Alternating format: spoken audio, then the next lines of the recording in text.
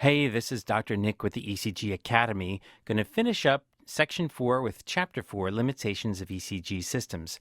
Now, what does that mean? Well, we're going to talk about what can go wrong when you're recording an ECG and how to make sure that what you're looking at is real. And so here's the first 12 lead that I'm going to show you in this course. Hot off the presses from a brand new ECG machine, and it looks really pretty, doesn't it? There are nice clean signals, and what you're seeing is black ink printed on paper that has this printed pink grid. And just to get you oriented, you've got your limb leads, 1, 2, and 3, AVR, AVL, AVF, and then your chest leads or your precordial leads, V1 through V6. Now, what you have to understand is that these lines are all running simultaneously. So this beat is the same as this beat, as the same as this beat. And so sometimes what happens is you see when this line changes from V3 over to V6, you can sometimes get some squiggles or weird signals that you're not sure what to make of. But that's why the last line, the fourth line, is known as a rhythm strip.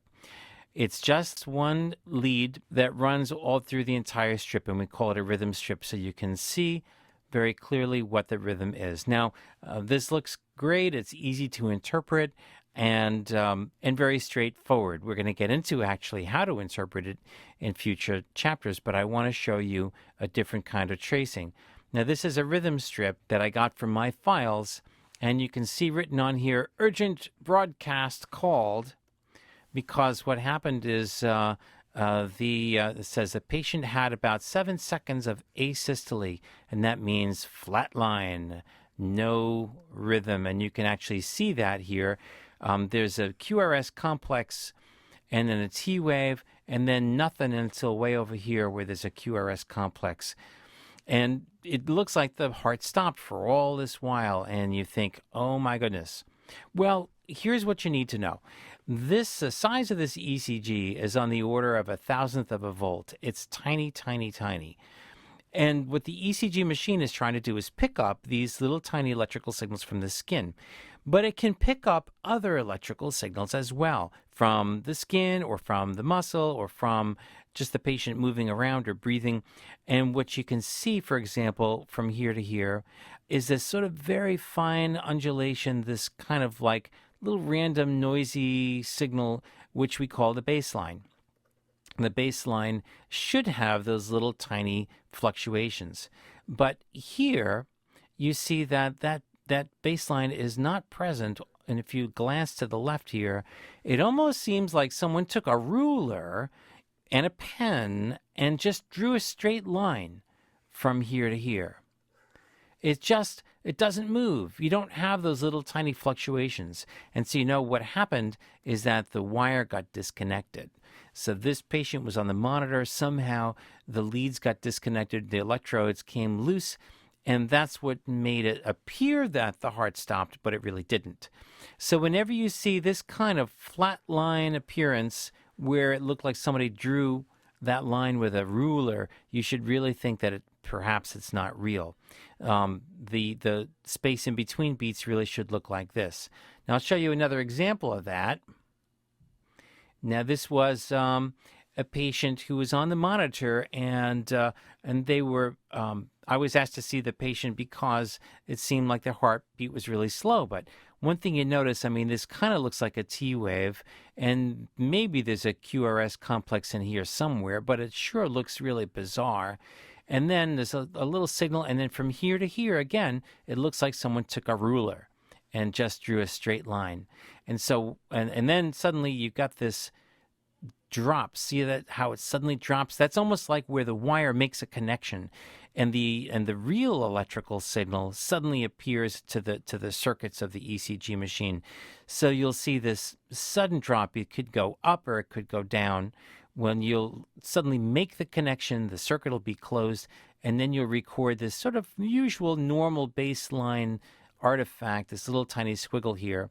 And then, I don't know, there may be some noise in this, so this doesn't look like a good signal.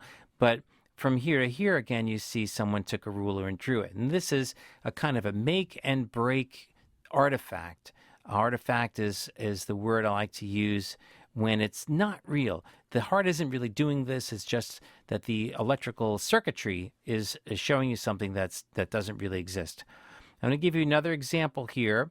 This is the last one. This is from my files. And here you've got 3 leads. They're kind of in a funny order, 2 and then 1 and then 3. But they're all running simultaneously as they usually will. And you can clearly see these QRS complexes marching through on all 3 lines. But I want you to first notice that in between these QRS complexes, there's a lot of artifact in the baseline, what I like to call high-frequency artifact. It's just junk. It's just electrical noise that's present throughout this lead. But the other thing I want you to notice that aside from high-frequency noise, there are also low-frequency signals.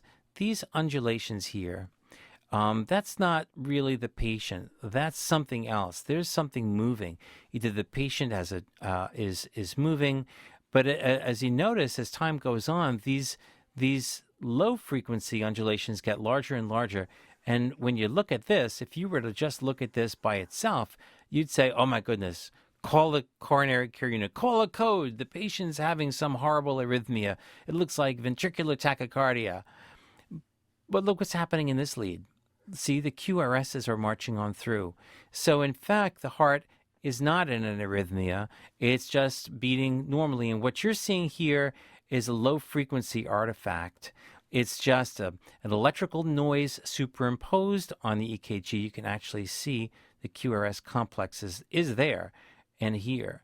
It's still present.